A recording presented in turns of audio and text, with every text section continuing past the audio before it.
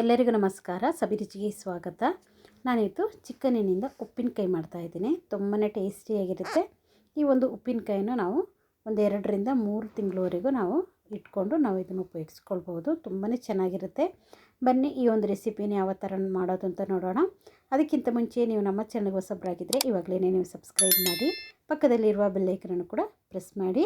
ಅದೇಗೆ ಮಾಡೋದು ಅಂತ ನೋಡೋಣ. ಮೊದಲಿದ್ದಾಗಿ ನಾನಿಲ್ಲಿ ಉಪ್ಪಿನಕಾಯಿಗೆ ಬೇಕಾಗಿರುವಂಥ ಮಸಾಲೆಯನ್ನೆಲ್ಲ ರೆಡಿ ಮಾಡ್ಕೊಂಡಿದ್ದೀನಿ.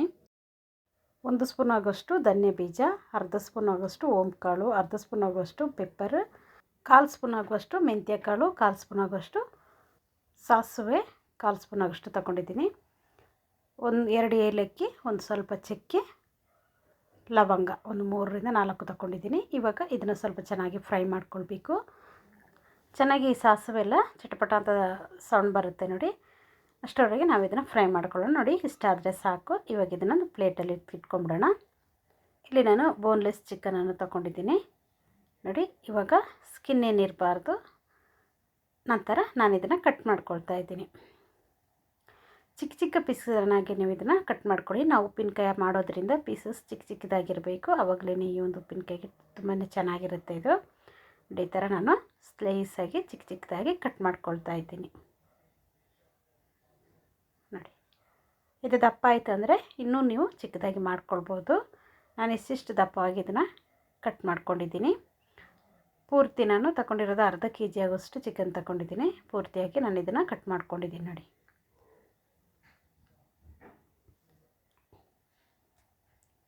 ಇವಾಗ ಚಿಕನನ್ನು ತೊಳೆದ ಮೇಲೆ ಇದಕ್ಕೇ ಒಂದು 1/4 ಸ್ಪೂನ್ ಆಗುವಷ್ಟು ಅರಿಶಿಣ ಪುಡಿಯನ್ನು ಹಾಕ್ಕೊಂಡಿದ್ದೀನಿ. ರುಚಿಗೆ ತಕ್ಕಷ್ಟು ಉಪ್ಪನ್ನು ಸೇರಿಸ್ಕೊಂಡಿದ್ದೀನಿ. ಹಾಕ್ಕೊಂಡ್ಬಿಟ್ಟು ಚೆನ್ನಾಗಿ ಇದನ್ನು ಮಿಕ್ಸ್ ಮಾಡಿ ಇಟ್ಕೊಳ್ಳೋಣ. ಉಪ್ಪನ್ನು ನೀವು ಇವಾಗಲೇ ಹಾಕ್ಕೋಬೇಕು. ಆವಾಗ ಚೆನ್ನಾಗಿ ಚಿಕನೆಲ್ಲ ಉಪ್ಪನ್ನು ಚೆನ್ನಾಗಿ ಇಳ್ಕೊಂಡಿರುತ್ತೆ. ಚೆನ್ನಾಗಿ ಇದನ್ನು ಮಿಕ್ಸ್ ಮಾಡಿ ಇಟ್ಬಿಡೋಣ. ಅಷ್ಟರಲ್ಲಿ ಈ ಮಸಾಲೆ ಕೂಡ ಚೆನ್ನಾಗಿ ತಣ್ಣಗಾಗಿದೆ ನೋಡಿ. ಇವಾಗ ಒಂದು ಮಿಕ್ಸಿ ಜಾರ್ ತಗೊಂಡಿದ್ದೀನಿ. ಅದಕ್ಕೆ ನಾನು ಹುರಿದಿಟ್ಟಿರುವಂಥ ಎಲ್ಲ ಮಸಾಲೆಯನ್ನು ಹಾಕ್ಕೊಳ್ತಾ ಇದ್ದೀನಿ. ಹಾಕ್ಕೊಂಡ್ಬಿಟ್ಟು ಇದನ್ನು ನಾನು ಗ್ರೈಂಡ್ ಮಾಡ್ಕೊಳ್ತಾ ಇದ್ದೀನಿ ನೋಡಿ. ಪೂರ್ತಿಯಾಗಿ ಈ ಥರ ಗ್ರೈಂಡ್ ಮಾಡ್ಕೊಂಡಿದ್ದೀನಿ. ಚೆನ್ನಾಗಿ ನುಣ್ಣಗೆ ಗ್ರೈಂಡ್ ಮಾಡ್ಕೊಳ್ಳಿ. ಇಷ್ಟಾದರೆ ಸಾಕು. ಇವಾಗ ಒಂದು ಪ್ಯಾನ್ ಇಟ್ಕೊಂಡಿದ್ದೀನಿ. ಅದಕ್ಕೆ ನಾನಿಲ್ಲಿ ಎಣ್ಣೆಯನ್ನು ಹಾಕ್ಕೊಳ್ತಾ ಇದ್ದೀನಿ. 1-2 ಸ್ಪೂನ್ ಆಗುವಷ್ಟು ಎಣ್ಣೆಯನ್ನು ಹಾಕ್ಕೊಂಡಿದ್ದೀನಿ. ಎಣ್ಣೆ ಚೆನ್ನಾಗಿ ಬಿಸಿ ಆದಮೇಲೆ ಇವಾಗ ನಾನು ಮಿಕ್ಸ್ ಮಾಡಿ ಇಟ್ಕೊಂಡಿರುವಂಥ ಚಿಕನ್ ಪೀಸಸ್ ಇದೆಯಲ್ಲ ಅದನ್ನು ಇಲ್ಲಿ ಹಾಕ್ಕೊಳ್ಳೋಣ. ಚಿಕನನ್ನು ಹಾಕ್ಕೊಂಡ್ಮೇಲೆ ಉರಿಯನ್ನು ನೀವು ದೊಡ್ಡದಾಗಿ ಇಟ್ಕೊಂಡು ಇದನ್ನು ಪೂರ್ತಿಯಾಗಿ ನಾವು ಡ್ರೈ ಮಾಡ್ಕೊಳ್ಬೇಕು. ಚಿಕನ್ನಲ್ಲಿರುವ ನೀರಿನ ಅಂಶ ಎಲ್ಲ ಪೂರ್ತಿಯಾಗಿ ಡ್ರೈ ಆಗಬೇಕು.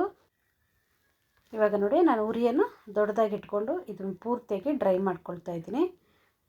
ಚಿಕನಲ್ಲಿರುವ ನೀರೆಲ್ಲ ಚೆನ್ನಾಗಿ ಬಿಟ್ಕೊಳ್ತಾ ಇದೆ ನೋಡಿ. ನೋಡಿ, ಚಿಕನಲ್ಲಿರುವ ನೀರೆಲ್ಲ ಚೆನ್ನಾಗಿ ಪೂರ್ತಿಯಾಗಿ ಡ್ರೈ ಆಗಿದೆ. ಇಷ್ಟಾದರೆ ಸಾಕು. ಇವಾಗ ಇದನ್ನೊಂದು ಪ್ಲೇಟಲ್ಲಿ ತೆಗೆದಿಟ್ಕೊಂಬಿಡೋಣ.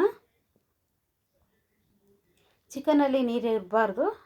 ಅದಕ್ಕೋಸ್ಕರ ನಾವು ಮೊದಲಿಗೆ ಈ ಥರ ಇದನ್ನು ಪೂರ್ತಿಯಾಗಿ ಡ್ರೈ ಮಾಡ್ಕೊಳ್ಳೋದು. ನಂತರ ಅದೇ ಪ್ಯಾನಿಗೆ ನಾನಿಲ್ಲಿ ಎಣ್ಣೆಯನ್ನು ಹಾಕ್ಕೊಳ್ತಾ ಇದ್ದೀನಿ. ಎಣ್ಣೆ ಒಂದು 150 ml ಆಗುವಷ್ಟು ಎಣ್ಣೆಯನ್ನು ಹಾಕ್ಕೊಳ್ಳೋಣ. ಹಾಕ್ಕೊಂಡ್ಬಿಟ್ಟು ತಿರ್ಗಾ ನಾನು ಈ ಒಂದು ಚಿಕನ್ ಫ್ರೈ ಮಾಡಿ ಇಟ್ಟಿದ್ದೀನಲ್ಲ ಅದನ್ನು ಕೂಡ ಸೇರಿಸ್ಕೊಳ್ಬೇಕು ನೋಡಿ. ನಾನು ತೆಗೆದಿಟ್ಟರೆ ಚಿಕನಲ್ಲಿ ನೀರು ಬಿಟ್ಕೊಂಡಿದೆ, ಪರವಾಗಿಲ್ಲ. ಇವಾಗ ನಾವು ಚೆನ್ನಾಗಿ ಇದನ್ನು ಎಣ್ಣೆಯಲ್ಲಿ ಫ್ರೈ ಮಾಡ್ಕೊಳ್ಳೋಣ.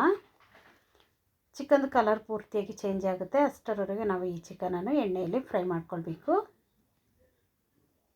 ನೋಡಿ. ಚೆನ್ನಾಗಿ ಇದನ್ನು ಫ್ರೈ ಮಾಡ್ಕೊಳ್ಳೋಣ ನೋಡಿ. ಇಲ್ಲಿ ಚಿಕನ್ದು ಕಲರ್ ಕೂಡ ಇಲ್ಲಿ ಚೇಂಜ್ ಆಗ್ತಾ ಇದೆ ನೋಡಿ. ಚಿಕನ್ ಪೂರ್ತಿಯಾಗಿ ಕಲರ್ ಚೇಂಜ್ ಆಗಬೇಕು ನೋಡಿ. ಇಲ್ಲಿ ಪೂರ್ತಿಯಾಗಿ ಚಿಕನ್ ಕಲರ್ ಎಲ್ಲ ಚೇಂಜ್ ಆಗಿದೆ ನೋಡಿ. ಇಷ್ಟು ಫ್ರೈ ಮಾಡ್ಕೊಳ್ಬೇಕು ನಾವು ಎಣ್ಣೆಯಲ್ಲಿ. ಇವಾಗ ಈ ಚಿಕನನ್ನೆಲ್ಲ ಒಂದು ಸೈಡ್ಗೆ ನಾವು ಈ ಥರ ಮಾಡ್ಕೊಳ್ಳೋಣ. ಈ ಥರ ಒಂದು ಸೈಡ್ಗೆ ಮಾಡ್ಕೊಂಡ್ಮೇಲೆ ಉರಿಯನ್ನು ಸ್ವಲ್ಪ ಚಿಕ್ಕದಾಗಿ ಇಟ್ಕೊಳ್ಳಿ. ನಂತರ ಇದಕ್ಕೆ 1 ಸ್ಪೂನ್ ಆಗುವಷ್ಟು ಶುಂಠಿ ಬೆಳ್ಳುಳ್ಳಿ ಪೇಸ್ಟನ್ನು ಹಾಕ್ಕೊಳ್ತಾ ಇದ್ದೀನಿ. ನಾನು ಚಿಕ್ಕ ಸ್ಪೂನ್ ಹಾಕೋದ್ರಿಂದ ನಿಮಗೆ 2 ಸ್ಪೂನ್ ಆಗುವಷ್ಟು ಹಾಕ್ಕೊಂಡಿದ್ದೀನಿ. ಇವಾಗ ಇದನ್ನು ಚೆನ್ನಾಗಿ ಫ್ರೈ ಮಾಡ್ಕೊಳ್ಬೇಕು ಈ ಎಣ್ಣೆಯಲ್ಲಿ. ಶುಂಠಿ ಬೆಳ್ಳುಳ್ಳಿ ಪೇಸ್ಟನ್ನು ಚೆನ್ನಾಗಿ ಫ್ರೈ ಮಾಡ್ಕೊಳ್ಬೇಕು. ನಂತರ ಉರಿಯನ್ನು ಸ್ವಲ್ಪ ಚಿಕ್ಕದಾಗಿ ಇಟ್ಕೊಂಡು ಖಾರದ ಪುಡಿಯನ್ನು ಹಾಕ್ಕೊಳ್ತಾ ಇದ್ದೀನಿ. ಇಲ್ಲಿ ನಾನು 1 ಸ್ಪೂನ್ ಆಗುವಷ್ಟು ಖಾರದ ಪುಡಿಯನ್ನು ಹಾಕ್ಕೊಂಡಿದ್ದೀನಿ. ಸ್ವಲ್ಪ ಅರಿಶಿಣ ಪುಡಿಯನ್ನು ಹಾಕ್ಕೊಂಡಿದ್ದೀನಿ. ನಂತರ ನಾನು ಹುರಿದಿಟ್ಟಿರುವಂಥ ಪುಡಿ ಮಾಡಿ ಇಟ್ಟಿರುವಂಥ ಪೌಡರ್ ಇದೆ ನೋಡಿ, ಆ ಮಸಾಲೆ ಪೌಡರ್, ಅದನ್ನು ಕೂಡ ಇದು ಎಣ್ಣೆಗೆ ಹಾಕ್ಕೊಂಡು ಚೆನ್ನಾಗಿ ಇದನ್ನು ಫ್ರೈ ಮಾಡ್ಕೊಳ್ತಾ ಇದ್ದೀನಿ. ಈ ಎಣ್ಣೆಯಲ್ಲಿ ಇದು ಕೂಡ ಚೆನ್ನಾಗಿ ಫ್ರೈ ಆಗುತ್ತೆ. ನಂತರ ಈ ಚಿಕನನ್ನೆಲ್ಲ ಮಿಕ್ಸ್ ಮಾಡಿಕೊಂಡ್ರೆ ಆಗೋಯಿತು. ತುಂಬಾ ಚೆನ್ನಾಗಿರುತ್ತೆ ಈ ಒಂದು ಉಪ್ಪಿನಕಾಯಿ ನೋಡಿ ಇಷ್ಟಾದರೆ ಸಾಕು. ಪುಡಿಯನ್ನು ಹಾಕಿದ್ಮೇಲೆ ಜಾಸ್ತಿ ಹೊತ್ತು ನೀವು ಉರಿಯನ್ನು ಇಟ್ಕೋಬೇಕು ಅಂತೇನಿಲ್ಲ. ಉರಿಯನ್ನು ನೀವು ಆಫ್ ಮಾಡ್ಕೊಳ್ಬೋದು. ಸ್ಟವನ್ನು ಆಫ್ ಮಾಡ್ಕೊಳ್ಳಿ. ನೋಡಿ ಚೆನ್ನಾಗೊಮ್ಮೆ ಮಿಕ್ಸ್ ಮಾಡಿಕೊಂಡ್ರೆ ಆಯಿತು. ನಂತರ ಇದು ಪೂರ್ತಿಯಾಗಿ ತಣ್ಣಗಾಗಲಿಕ್ಕೆ ಬಿಡಬೇಕು. ಪೂರ್ತಿಯಾಗಿ ತಣ್ಣಗಾದ ಮೇಲೆ ನಾನಿಲ್ಲಿ ಅರ್ಧ ನಿಂಬೆಹಣ್ಣನ್ನು ಇಲ್ಲಿ ಸೇರಿಸ್ಕೊಂಡಿದ್ದೀನಿ. ನಿಂಬೆಹಣ್ಣಿನ ಜ್ಯೂಸನ್ನು ಹಾಕ್ಕೊಂಡು ಒಮ್ಮೆ ಇದನ್ನು ಮಿಕ್ಸ್ ಮಾಡ್ಕೊಳ್ಳೋಣ. ರುಚಿಯಾಗಿರುವಂಥ ಚಿಕನ್ ಪಿಕ್ಕಲ್ ಇಲ್ಲಿ ರೆಡಿಯಾಗಿದೆ ನೋಡಿ. ಈ ವಿಡಿಯೋ ನಿಮಗೆ ಇಷ್ಟ ಆಯಿತು ಅಂದರೆ ಲೈಕ್ ಮಾಡಿ, ಶೇರ್ ಮಾಡಿ, ಸಬ್ಸ್ಕ್ರೈಬ್ ಮಾಡಿ. ವಿಡಿಯೋ ನೋಡಿದ್ದಕ್ಕಾಗಿ ಧನ್ಯವಾದಗಳು. ನಾನು ಸಬಿ.